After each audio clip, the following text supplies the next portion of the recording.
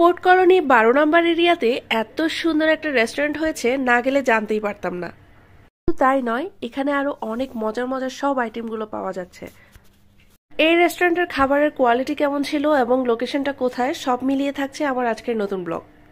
So আমরা রেস্টুরেন্টে পৌঁছাতে পৌঁছাতে আপনাদের লোকেশনটা শেয়ার করে দিচ্ছি। যারা বন্দর এরিয়াতে আছেন তারা অবশ্যই লোকেশনটা জানেন। এটা হলো শেফ গার্ডেন রেস্টুরেন্ট। যারা বন্দর এরিয়ার বাইরে আছেন, লোকেশনটা জানা নেই কিন্তু আসতে চাচ্ছেন, তাদের জন্য খুব ইজিলি লোকেশনটা জানিয়ে দিচ্ছি। সরাসরি পোর্ট কলোনি ১২ নম্বর মোড়ে চলে আসবেন, দেখতেই পাবেন শেফ গার্ডেন লেখা আছে। লোকেশনটা খুবই ইজিলি পেয়ে যাবেন।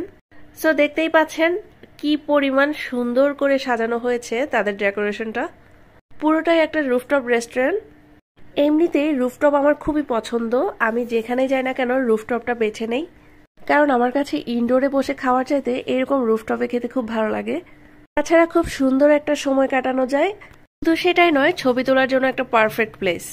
রাতের বেলার সৌন্দর্যটা এত সুন্দর, না জানি দিনের বেলা কতটা সুন্দর লাগে এই প্লেসটা। প্রিভিয়াস ব্লগটিতে দেখতেই পেয়েছিলেন আমরা বন্দর অফিসার্স কলোনিতে গিয়েছিলাম, যেখানে ঘোরাঘুরি করতে করতে বেশ খিদে পেয়ে গিয়েছিল, আর আমরা প্ল্যান করেছিলাম এখানে আসব।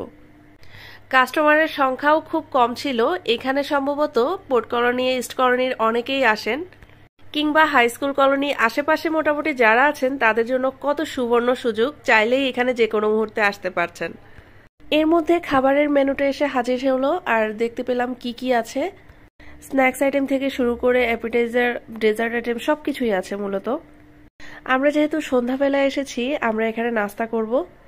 স্ন্যাক্স আইটেমটাই বেছে নিলাম। খাবারের প্রাইসগুলো মোটামুটি ভালো ছিল। তারা এখানকার বেশ কয়েকটা খাবারের কথা বলেছিল যেগুলো এখানে খুব বেশি ভালো চলে। এর মধ্যে রয়েছে পিৎজা, মটকা পাস্তা, আরও বেশ কয়েকটা আইটেম। তো আমি বললাম যে আজকে আমি আমার পছন্দ মতো ট্রাই করি। যেহেতু আমি ফার্স্ট টাইম এসেছি, আমি আহামরি কিছু এখান থেকে নিব না। নেক্সট টাইম আসলে তারা যেটা অর্ডার করে সেটাই ইনশাল্লাহ অর্ডার করব। তো এর মধ্যে আমাদের খাবারগুলো কিন্তু এসে হাজির। বাই দ্য ওয়ে, তারা বলেছিল খাবারটা অর্ডার করার ঠিক 30 থেকে 35 মিনিট ওয়েট করতে হবে, বাট আমার কাছে মনে হলো 30-35 মিনিট লাগেনি। এটা এসেছে প্রায় 10 থেকে 15 মিনিটের ভেতরে। তো আমরা যা যা অর্ডার করেছিলাম এইগুলোই ছিল। এখানে ছিল একটা মিট বক্স, যেটা ক্লাসিক মিট বক্স, আর যেটা অর্ডার করেছিলাম সেটা ছিল চিকেন স্পাইসি চাউমিন।